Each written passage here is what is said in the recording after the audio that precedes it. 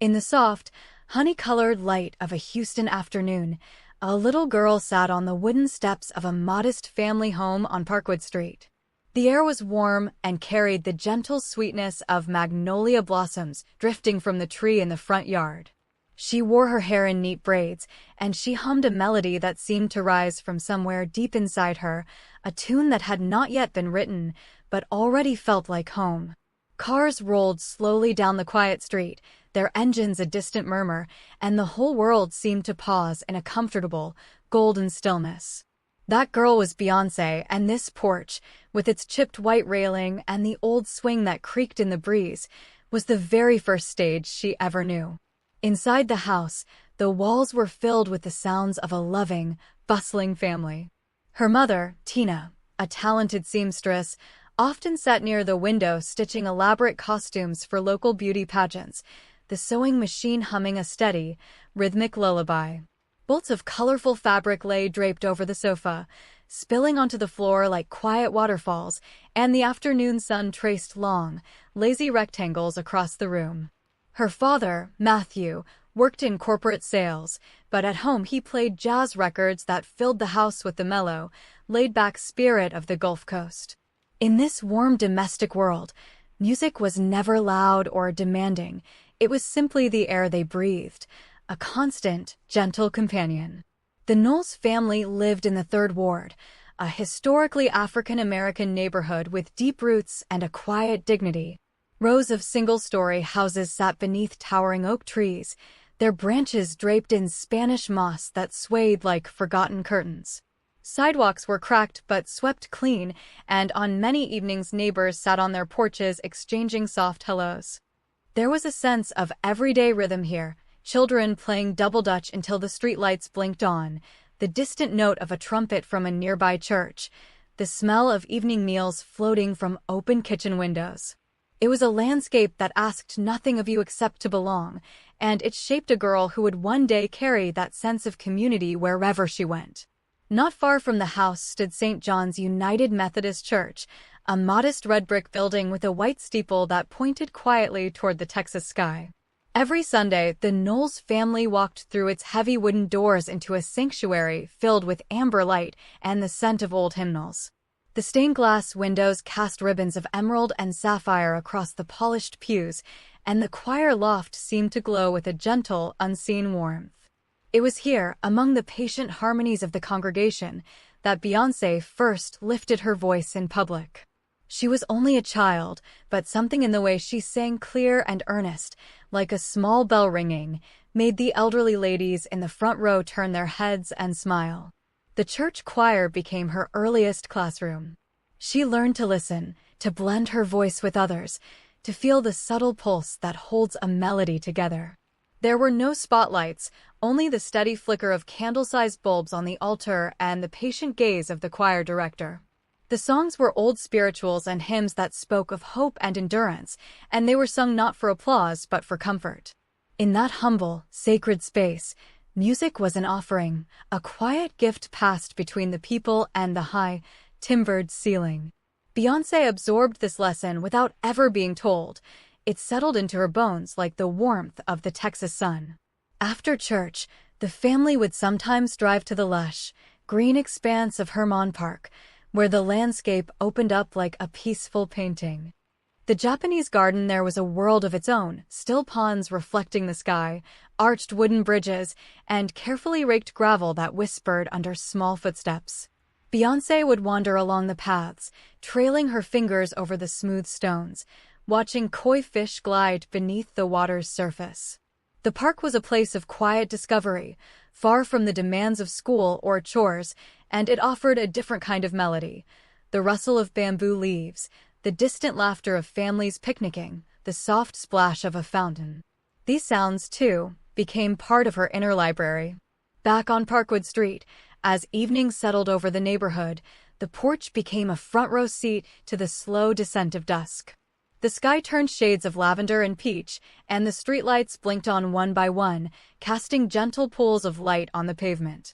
Sometimes Tina would come out with 2 glasses of sweet tea, and mother and daughter would sit together, listening to the cicadas begin their nightly chorus. In those unhurried moments, no one was a star, no one was rehearsing, and the world held its breath.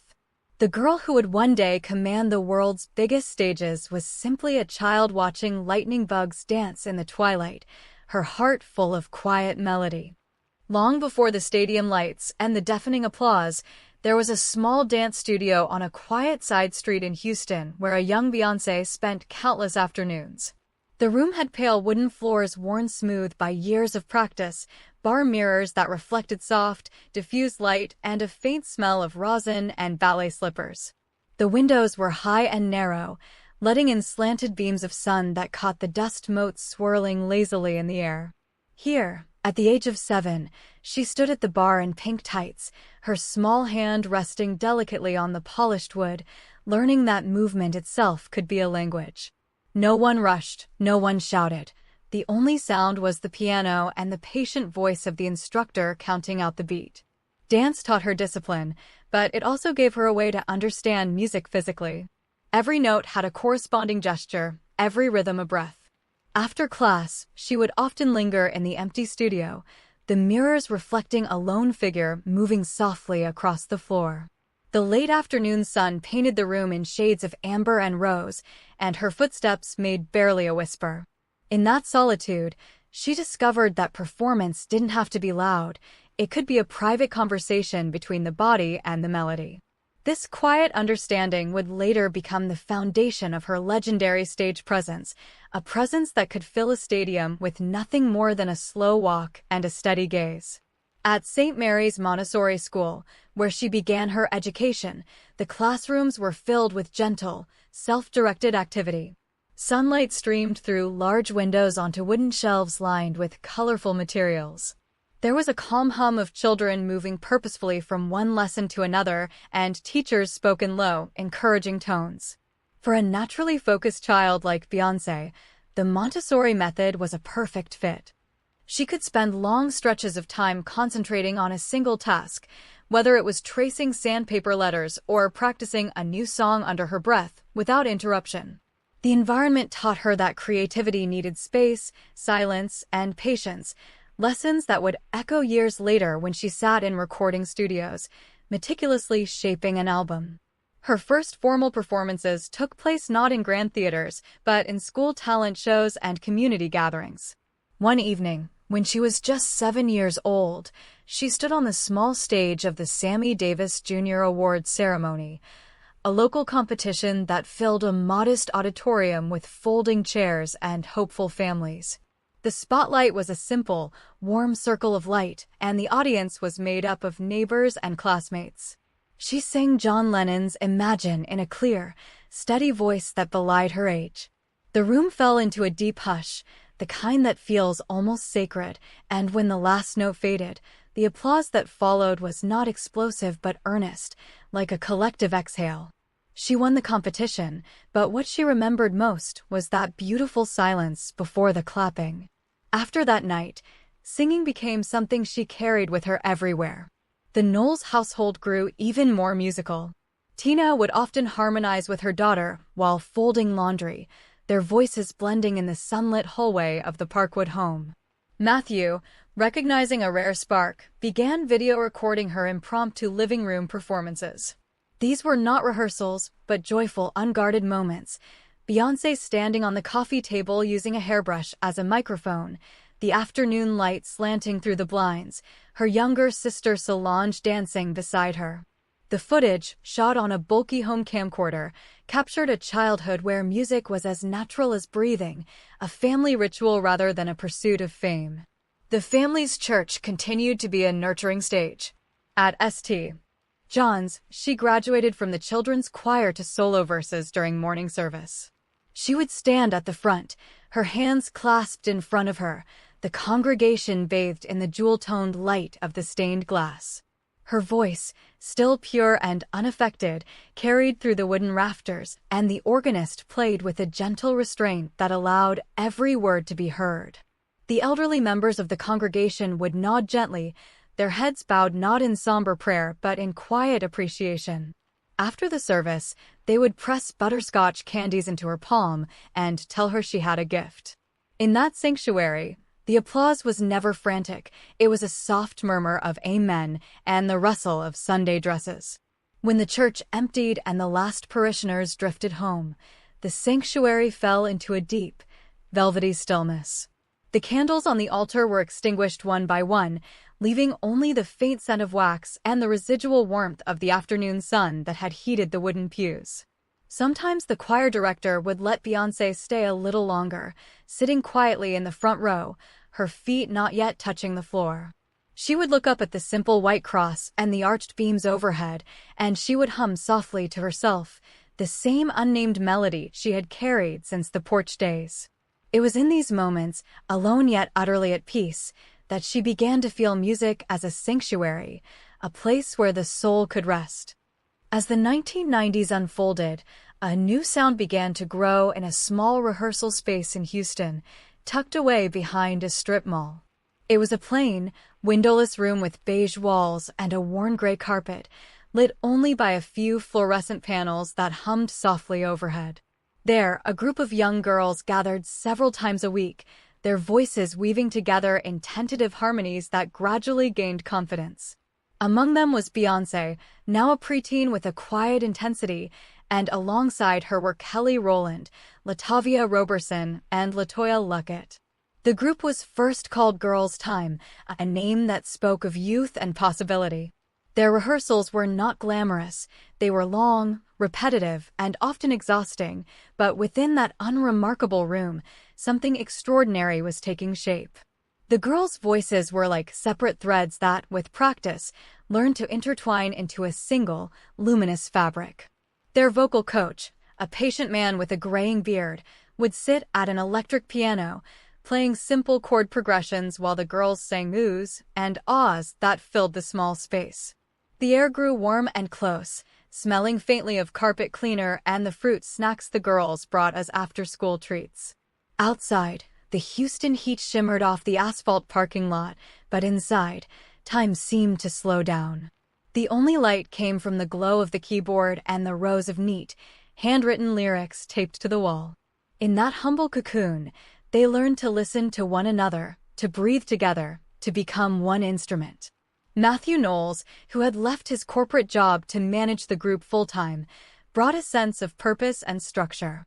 He would sit in a folding chair against the back wall, a notebook balanced on his knee, offering quiet, measured feedback. He rarely raised his voice. His presence alone was enough to command attention. The girls came to understand that success was not a sudden flash, but a slow, steady accumulation of effort. After rehearsals, they would sometimes walk to a nearby park as the sun began its descent, the golden hour painting everything in warm, forgiving tones. They would sit on swings that moved gently back and forth, talking about their dreams, their voices soft and full of the unspoken bond that would carry them through years of challenges. The group eventually came to the attention of a legendary R&B producer who invited them to a real recording studio for the first time. That studio was a revelation, a dim, cool space with walls padded in dark foam, a vast mixing console blinking with green lights, and a large window that looked into the control room where men in headphones sat like benevolent wizards. The girls were initially shy, their footsteps echoing on the hardwood floor. But once the engineer rolled tape, something shifted. They gathered around a single, vintage microphone, its silver grill warm under the low lighting, and began to sing. The sound that emerged was richer than anything they had produced in their rehearsal room, and for a moment, the studio itself seemed to hold its breath, the reels turning silently as their harmonies bloomed. Despite the early promise, the road was not smooth. Girls' Time appeared on a national talent search television show and lost, a moment that could have ended their journey. But the loss did not shatter them. Instead, it drove them deeper into their work. They returned to that same windowless room, now with an even deeper resolve. The fluorescent lights buzzed a little louder, it seemed, and the carpet wore thinner under their dancing feet, but their harmonies grew tighter, their choreography sharper. Beyoncé, still so young, learned a crucial lesson in that room, that a setback was simply a new note in the song, a pause before the music resumed. Her quiet determination became the glue that held the group together. even when the world outside remained indifferent. In 1997, the group was reborn as Destiny's Child and signed a major record deal. Their first official rehearsal space as signed artists was still modest, a dance room with mirrored walls and a small boombox on the floor.